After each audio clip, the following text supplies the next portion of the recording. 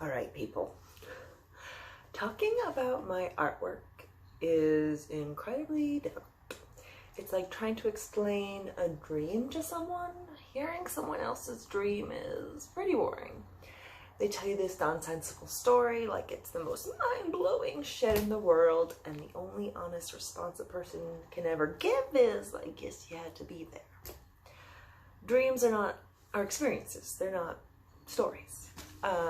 This is how I see my artwork.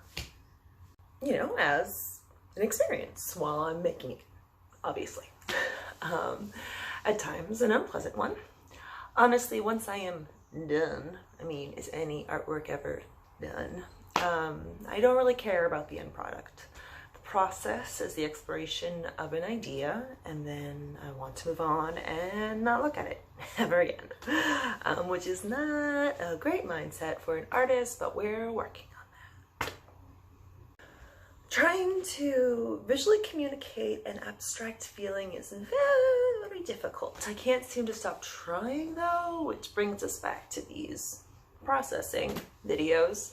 I mean, this is only the second one, but you get it. Maybe you get the idea. What I was trying to communicate with the recent piece, it was the physical and mental transition that occurs during yoga. By doing this, I hoped I would convince myself to do the damn yoga. Similar to when someone watches a really gnarly documentary about the meat industry and then afterwards finally internalizes the idea that maybe they should eat less meat. If I internalized and really understood the beneficial process of yoga, then I would actually do it instead of thinking about how I should do it. Humans, am I right?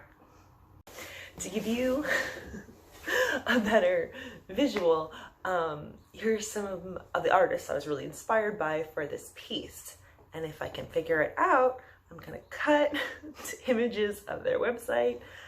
Let's see if I can figure it out later. So the first one is Rosie Chains, the textile artist who draws figures with a free hand sewing machine, free motion. So I know what I'm talking about. Not only do I love how much character and personality her very minimalist forms have, but I love her use of loose threads just to create atmosphere. It's something I really wanted to try to utilize in my own way. Okay, so that's the first one. Okay, second one. I probably should have looked up how to pronounce her name before doing this. Just wanted to get this done. Lisa Rich, hopefully, is a textile artist with a wide range of art and mediums. My favorite series of hers is again, another free motion embroidery. It's on layered pieces of plastic. Ooh, the first one is called Vertebrata Inhumana. Oh God. I'm just gonna cut to it. Wow. And Emerging from Dormancy. I can pronounce that one. From 2012 and 2014 respectively. Those are my favorites. Her use of materials to evoke an emotion is pretty damn successful. So definitely wanted some of that.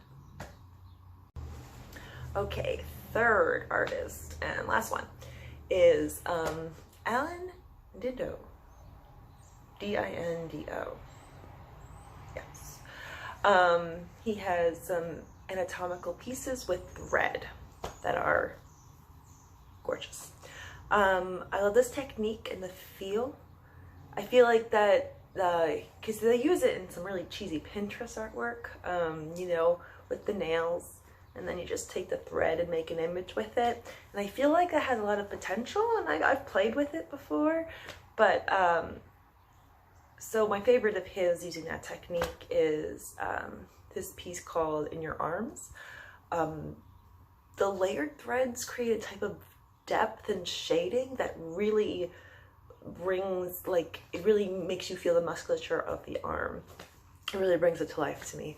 And I want some of that anatomical stuff, feels to happen. don't know if it did. Okay, so what did work for me in my piece? The structure, which was an afterthought. After I stood the work up and spaced the sheets out, it really began to evoke the feeling that I wanted it to. Presentation, I guess, is everything. My original intention was to have the 3 stacked layers hanging from like poster hangers, which is what I ended up using to stand it up. Which is why it's really not sturdy. It's what I had. But it didn't really create that open negative space, that like feeling of breath, movement. I really needed to breathe. So once I stood it up and spaced it out, it had that feeling for me, which I was pleased about, that part. All right, what did not work? I could just do this part forever. Okay, the materials.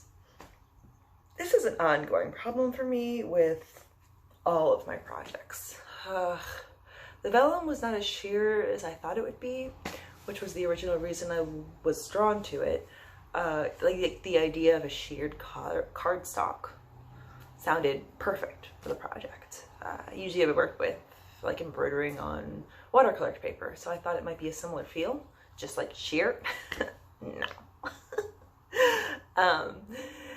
I've never worked with it before, but I did a lot of research and I found this website with a lot of great information on it, and it seemed like a super cool medium that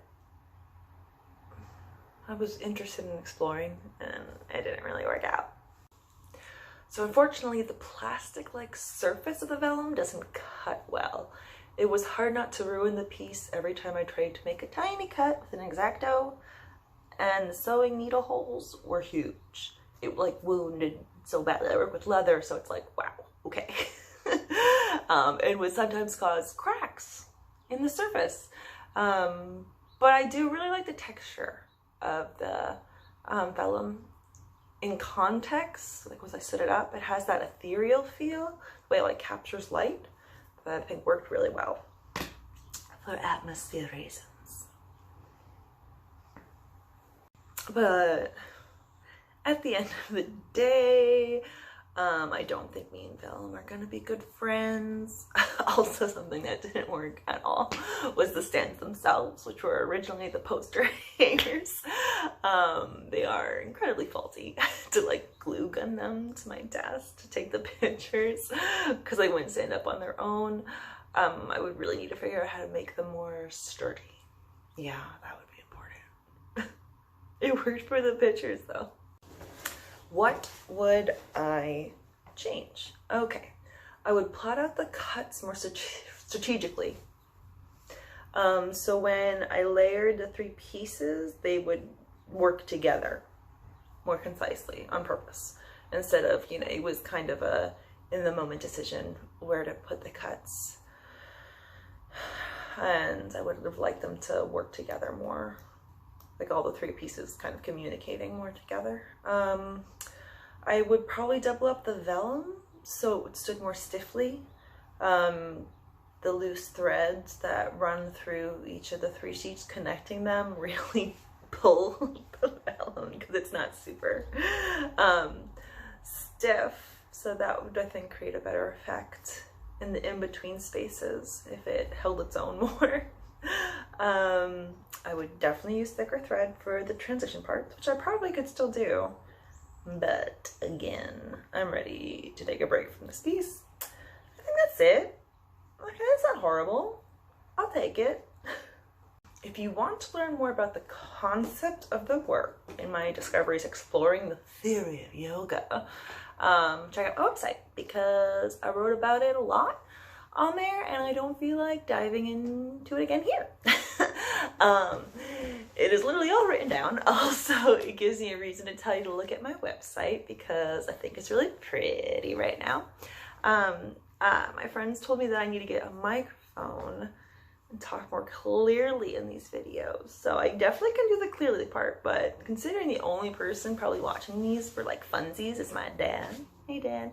I'm not gonna buy a microphone, invest in that until I have like 10 people who are like, yeah, that was cool. It's like, oh, okay, cool.